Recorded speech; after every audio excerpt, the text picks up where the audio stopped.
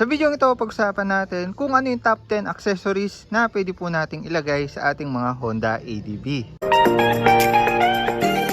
Magandang hapon sa inyo, Moto Arc here, at nakalapag ngayon dito sa harapan po natin yung 10 iba't ibang pyesa na palagay ko ito yung mga best na ilagay po sa ating mga motor, lalong lalo na kung bagong labas yung ating mga unit or bagong owner po tayo ng Honda ADV po natin. So sa mga recent video kasi natin, puro si Scarlett na lang nabibila natin ng pyesa. So ngayon, iniisahan na po natin yung mga pyesa na ilalagay po natin soon dito sa ating mga Honda ADV. So yung mga ibang pyesa dito is for protective purpose or yung iba pang aesthetic purpose. Yung iba functional purpose naman po. So isa-isahin po natin yan para sa inyo. Also, by the way, pwede po kayong makatipid sa pag-order ng mga yan. Kung ngayon kayo order, lalo na 3-3 po ngayon, nakasale si Shopee po natin at also maraming free shipping. Pwede rin naman po sa payday sale po niya, which is March 15 or katapusan ng buwan. So yung next sale po niyan is 4455. Alam naman po natin yung sale ng Shopee or ng Orange app. So yan, isa-isahin po natin yan. Sakto, 10 item yung nandito po natin. So hindi ko na i-include yung mga nakalagay ngayon dito sa Honda ADV po natin. Pero bigyan ko pa rin kayo ng pahapyaw sa mga nakalagay na pyesa sa kanya ngayon. So una, ito pong winglet po niya na side mirror. Install po natin yan at may video tayo dyan guys. Ito naman po itong Motowolf na cellphone holder niya. Na is nandito na yan nung binili po natin yung unit. Pero lalagay pa rin ako ng link kung saan natin nabili yan. Napakaganda, tas stable, meron siyang adjustment dito. So usable, functionable, nagagamit ko naman to sa long ride at hindi po maalog or nahulog yung phone natin. Next naman po, ito yung pinaka usual. Alam ko ito yung pinaka top 1 dapat na meron sa inyong mga ADV. Doon nabili ko na to or nandito na to nung binili ko yung unit. Ito po yung sec na cover sa ating mga pindutan. So ayan, buksan ko lang Ayan, so sa ADV po kasi merong pindutan dito which is prone sa basa. Kaya naman pwedeng masira yan kung sakali mang hindi po natin lalagyan ng pangprotekta. Do sa ADV road sync, wala nang pindutan dyan. So sa mga naka-ADV na naka-standard version or yung mga 2025 model pababa, ayan, nandito yung pindutan. So yun, proceed tayo dito sa mga binili natin guys. So yung top 1 po natin dyan is etong visor po natin. So alam naman po natin sa ating mga Honda ADV, mahaba po, medyo mahaba yung visor natin. Though functionable naman po yan, stock is good naman po. Pero kung gusto nating medyo bawasan yung haba nito sa taas at gusto nating gawing medyo minimal yung dating po niya, hindi po siya pahaba talaga tingnan. Meron po akong nabibiling visor na cutie-cutie lang at also nagsiserve pa rin ng purpose sa ating mga motor. So kung nag-Indo concept kayo, circuit concept, or kahit pang daily lang yung motor nyo, pwede nyong palitan yan ng ganitong klaseng visor. So parang Indo visor na rin to, which is same din naman ang purpose na stock natin. Binubuga niya rin or nire-rectify niya rin yung aerodynamics sa ating mga motors. Though mas maliit lang siya ng konti, pero same purpose pa lang. Pero sa overall looks is mapapaliit niya po tingnan yung harapang part ng ating mga motor. Ayan, hindi pa natin yan lalagay ngayon guys, soon na lang natin lalagay. So inisa-isa ko lang ngayon kasi 3-3 ngayon, so free shipping, also nakasale yung mga parts. Baka lang matripan yung i-check out lahat ng mga yan. Pangalawa po natin is etong kanyang CNC garnish, which is ilalagay po yan dito sa harapan. So dalawa po yan. Ayan, ganyan po yung magiging dating po niyan. So para may idea muna kayo, tatag po natin siya sakto or swak dito sa mga tornilyuhan po. Nito ang ating mga clear visor. So pwedeng sa harap ilagay yan, pwedeng sa likod. Also may iba't ibang kulay. So ang purpose po niyan, una, aesthetic. Pangalawa is para magkaroon ng dagdag tibay or dagdag na strength yung ating mga visor dito sa part na to. So para ma-hold po natin siya ng maayos dito sa ating mga motor. So tornilyuhan yan, saswak naman po yan dito sa mga butas. So kahit nakastock po kayo na visor, pwede nyo rin pong ilagay yan. So choice nyo naman, pero mas maganda tong ilagay dito sa visor natin na to. Yan yung bago. So pangatlong accessory naman po, ito protective accessory po siya. Dito po yan nilalagay sa part na to. Ayan, yan po yung magiging protection po natin para sa mga wire po natin. Actually, magaan lang naman to ilagay eh. Tinatamad pa ako maglagay. Gusto ko isahang lagay na lang din sa isang video. Pero kiniklip lang po yan. Ang purpose nito, una, mag-serve as protection sa ating mga wire. Lalo na kung sa mainit po natin siya pinapark. Also, nauulanan, nababasa.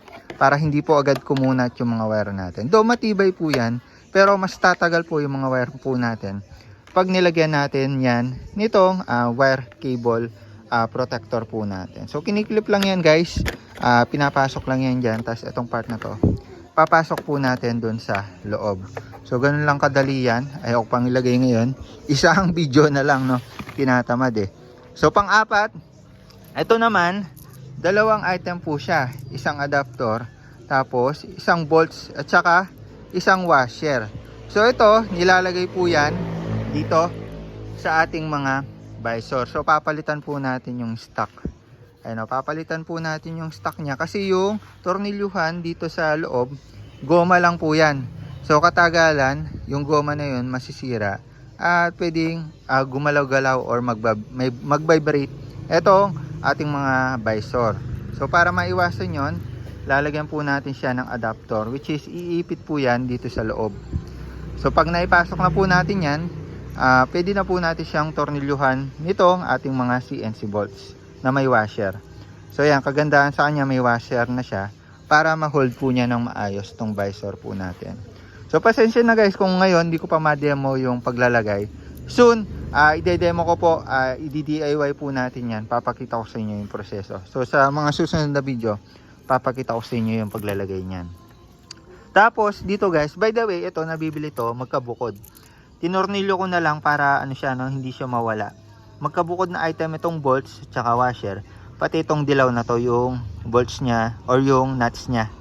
So magkaibang item yung mga yan. Tinornilyo ko na lang para makita ko yung tsura. Next naman po natin is itong side stand cover. So alam naman po natin yung ADB po natin, medyo may kabigatan. Also di may iwasan, maipark po natin yan sa mga lupa, sa damuhan, lalo na kung may karga po tayo, naka top box, naka side pannier, medyo may kabigatan po yan. Ngayon kapag nag side stand po tayo, may chances na pwedeng bumaon po yan. Kung kaya naman bumili tayo nito. So kapag naglo long ride tayo, magpapark tayo sa lupa-lupa, sasaksak lang natin siya dito. Magkakaroon po ng sapatos yung ating mga side stand. So nilalagay po natin yan. May kasama na po siyang Allen key at itatanggalin lang natin to. Ipit lang po natin yan dito sa ating mga motor. So may iba't ibang kulay din yan guys. Kagandahan nito, medyo malapad yung sa part na to. Kaya naman maiwasan natin ngang matomba ng ating mga motor. So yan, side stand cover. Pang ilan na ba tayo? 1, 2, 3, 4, 5. Pang-anim naman po natin guys, itong pin na to. So alam naman po natin sa ating mga ADB, issue ng mga ADB, PCX or iba pang mga motor na binubuksan yung tangke sa harapan. Kunin ko lang yung susian natin guys. Ayan, ito yung susi natin. So minsan pag bukas natin ng motor, buksan natin fuel, hindi siya agad umangat. Doy sa akin umangat pa, no? Pero ito, pwede po natin siyang ilagay dito sa part na to. Ayan, may mechanism kasi siya kung saan itutulak niya po or parang spring loaded po siya. Kaya naman pag naipit po siya at binuksan natin to, kusang bubukas ng mas malakas to, lalo na kung medyo naglulus na yung connection nyo dyan. So pagkita ko sa inyo, kapag wala siyang pin, ay napakahina ng bukas, di ba? Parang angat lang siya ng konti, malamya siya.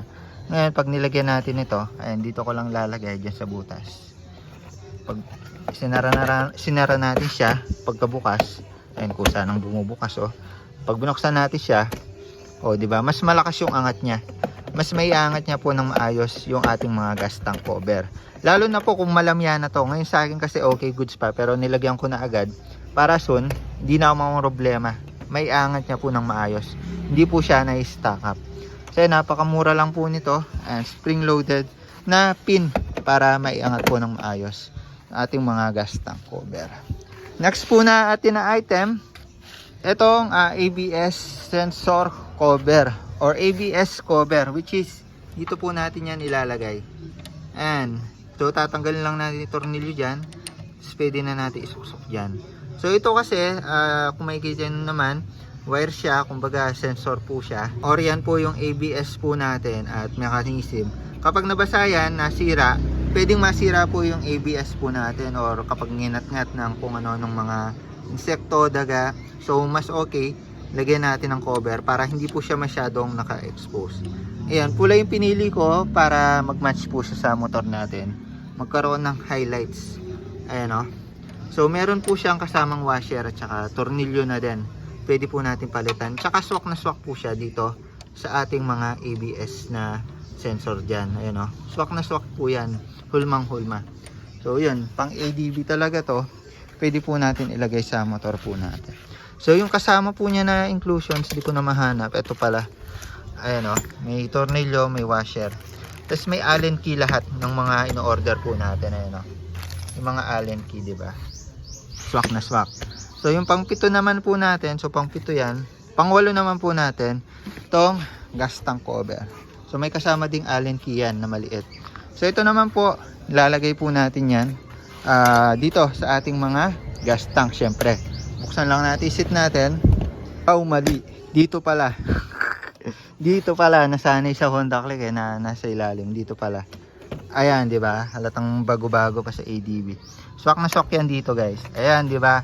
So, pagkabukas nyo ng inyong mga cover dito sa gas tank, kita agad yung ganda nito.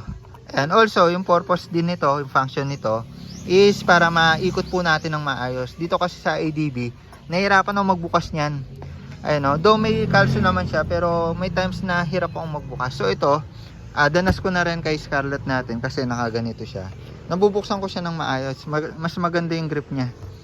At saka also, aesthetic din tignan, lalo na kung kakulay niya yung motor po natin, di ba? So ayan, simpleng accessories, napaka basic na accessories, pero laki ng impact sa motor po natin. So para mailagay po yan, is luluwagan lang natin tong Allen bolts dito na maliit. May Allen key yan, ayun o.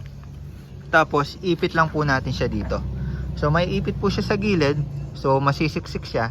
Tapos ayun, mag-fit in na po siya, hindi na po siya agad matatanggal. So stable naman po siya, hindi naman po siya magalaw kapag higpitan na po natin. Kamukha dito sa motor natin. So tested ko na yan kay Scarlett kasi meron si Scarlett nito. Pang siyam na accessories naman po natin is itong hook, at yung kasama po niyan ay ito. Magkasama siyang Allen key, tapos dalawang bolt. So nilalagay po natin yan. Pwede tayong mamili kung dito sa part na to, dito sa part na to. Saka kung makikita nyo, sabitan po yan, guys. Itim na yung pinili ko para hindi siya masyadong masakit sa mata dito. Kapalitan lang po natin itong part na to ng ating mga brake master or tornilyuhan dyan. Pwede nating ipalit to para magkaroon ng purpose itong part na to. Kasi minsan may part na mamimili tayo, konti lang binili natin, naka-plastic. Di naman po natin may isasabit yan dyan. So kung maliit lang naman yung isasabit natin dyan, pwede siya dito, guys. Diba, bumili ka ng gulay, tinapay, whatsoever, dyan. Hindi nyo siya pwede sabit dito, ang pangit tignan, or dito, diba? So yan, kapag nilagay nyo dito, sabitan talaga siya, aesthetic patignan. Also, CNC, kaya matibay. Tsaka swak na swak po yan, dito sa part na to. So kapag tinanggal nyo yung clamp na yan, pinalit nyo to, swak na swak naman po siya. So pwede kayong bumili ng dalawa para kabilaan po yan. Pero sa atin, isa na lang. So dito po natin ilalagay yan, o diba? Nakikita nyo naman, nagkaka-purpose yung mga nilalagay natin na accessory. Last accessory po natin mga sir, at palagay ko ito yung pinaka magandang binili ko sa ADB natin. Kasi itong lever po na to, ayan, by the way, lever po sa left and right ng ating mga ADB. Para sa ADB talaga yan, guys, nakasulat pa. Hindi po pwede yung pang-click ha. So for ADB talaga yan. Ang kagandahan dito, adjustable. So bumili ako ng adjustable kasi dito sa ADB po natin, napansin ko, do hindi naman maikli yung kamay ko, pero hirap akong abutin itong lever po natin, yung stock na lever. Ayan, stock po yan. Hirap na hirap akong abutin. So kapag nagdadrive ako, pepreno ko, kailangan ko pang iunat talaga yung aking mga kamay, kabilaan. Kung kaya naman ito, makakatulong itong adjustable para medyo mailapit po natin yung lever natin. Makikita nyo na adjust po yan, no? Adjust po natin yan sa kung gaano natin gustong kahaba or kalayo yung ating mga lever dito sa ating mga handlebar or handle grip. So hindi naman po maapektuhan yung preno po natin, lakas ng preno. Ganun pa rin naman, ang ma-adjust lang po ito ang lapit ng lever, dahil dito po yung adjust niya, dito po yung point niya kung saan siya mag-a-adjust. So same pa rin naman yung lakas ng preno natin. Also adjustable din siya dito, pwede nating itupian. Ayan, kung gusto natin security. Tsaka pwede po natin siyang i-adjust dito sa haba mismo. So kung medyo malapad yung kamay mo, no, medyo malapad siya or maliit, pwede mo siyang i-adjust depende sa sukat. Ayan, kung makikita niya dito, ma-adjust po natin to. Pwede po natin yang habaan pa. So pwede pa yung hubaba hanggang dito. Ayan, nakadepende sa inyo. Kung kaya naman fully adjustable po siya. At bukod doon, yung nagustuhan ko pa dito, pwede natin siyang lagyan ng brake lock. So dito sa ating mga Honda Click, may brake lock po tayo, which is yung dito pinipindot, diba? Scarlett, ayan. Pag pinindot po natin yan, maglalak po siya. So kapag nakaparada tayo sa medyo nakatagilid, hindi po gugulong yung motor natin kasi nakapreno po yung likod natin. Naka-brake lock nga po siya. So yun, parang ilalak niya po yan na ganyan. Ngayon, dito naman sa ADB, wala tayong brake lock dyan, guys. Wala tayong brake lock kung makikita nyo naman. Sa Aerox, alam ko meron eh. Dito, pwede po natin siyang lagyan ng brake lock. Ayun o, may mechanism po siya. Gagawin ko ng tutorial paano ilagay yan.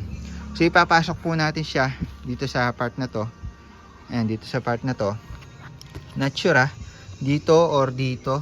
Ayun, pwede tayo mamili dito or dito. So correction pala, ito yung brake lock niya, guys. So ayan yung pinipindot. Tapos yun, lalagay na lang natin itong lock niya dyan. So pipigure out ko pa paano yung setup yan. Pero dito pala yung pindutan niya para sa brake lock po. Swak na swak po para sa ating mga ADB na wala pong brake lock. Also functionable, pwede po nating ma-adjust yan. So yan po yung mga 10 accessories na ilalagay po natin soon dito sa ating mga Honda ADB. At kung gusto nyo po akong sabayan sa paglalagay po niyan, ilalagay ko po yung link sa description. Pwede nyo pong i-check out yan at ilalagay po natin lahat ng mga yan isahan sa isang video po natin soon, para nang sa gayon makita nyo po yung detalye ng ating mga ADB at mga accessories na nilagay po natin, kung all goods nga ba. Pero yun, rest assured, na-assure ko na sulit po yung mga items na to, mga accessories na to para sa ating mga ADB. Kaya naman masabi po natin, ito yung top 10 accessories ngayon para sa ating mga ADB, mapa road sync man yan, standard version or 2025 model, below yung model po niyan. So yan lang muna para sa video na ito. The more click, the more you know. Top 10 accessories para sa ating mga Honda ADB. Bye bye.